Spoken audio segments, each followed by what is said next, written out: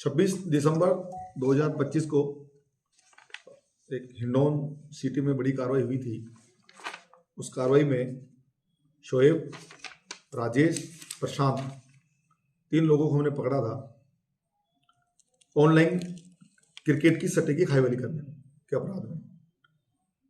कोई big bash tournament चल रहा था ऑस्ट्रेलिया में और उस मैच के ऊपर सट्टे की खाईवाली की जा रही थी, जिसके अंदर मौके के ऊपर शोएब, राजेश और प्रशांत को पकड़ा।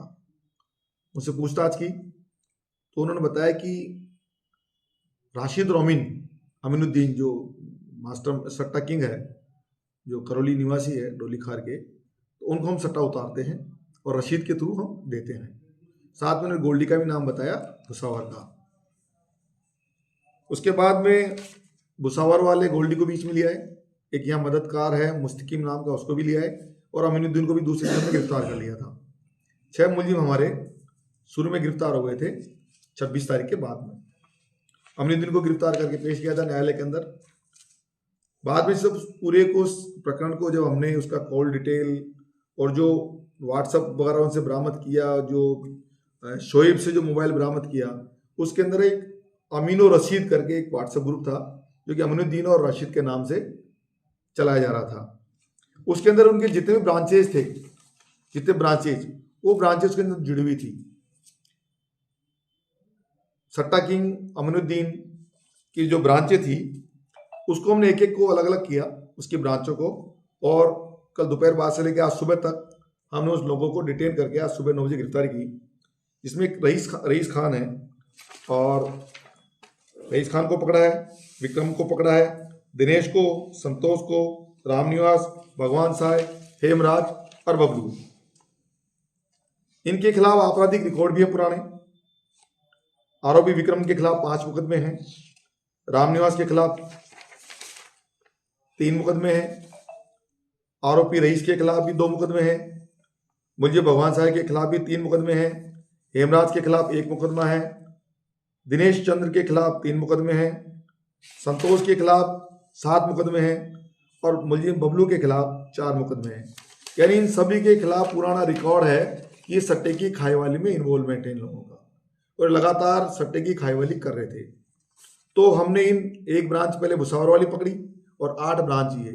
तो अब तक अमीनुद्दीन की हमने जो, क्योंकि मास्टरमाइंड या सट्टा किंग कैसे है, सट्टा किंग के आधार पर उसको ये हमने 8 ब्रांचों को हमने उस वाली तफ्तीश के अंदर जिसमें अमीनुद्दीन खुद गिरफ्तार हुए थे, उनको हमने कल दोपहर बाद से हमने कार्रवाई शुरू की थी, और सुबह तक हमारा एक अभियान भी चला था आईजी साहब के द्वारा कि जो आपके मुकदमों में वांछित हैं उनकी गिरफ्तारी करें। आई साहब श्रीमान कैलाशचंद्र विश्नोई जी के निर्देश थे। तो उसी कड़ी में आज हमने सुबह इन लोगों की, कुछ लोगों की लोकेशन अभी कुछ दोपहर कल शाम तक करके हम 8 लोगों को हमने डिटेन करके सुबह 9 बजे गिरफ्तार कर लिया है। मुलजिमों से आगे पूछताछ की जाएगी। उनके मोबाइल हमने जब्त कर लिए हैं, क्योंकि पहले से उनके खिलाफ रिकॉर्ड जो था उसमें उनके खिलाफ जुर्म प्रमाणित थे।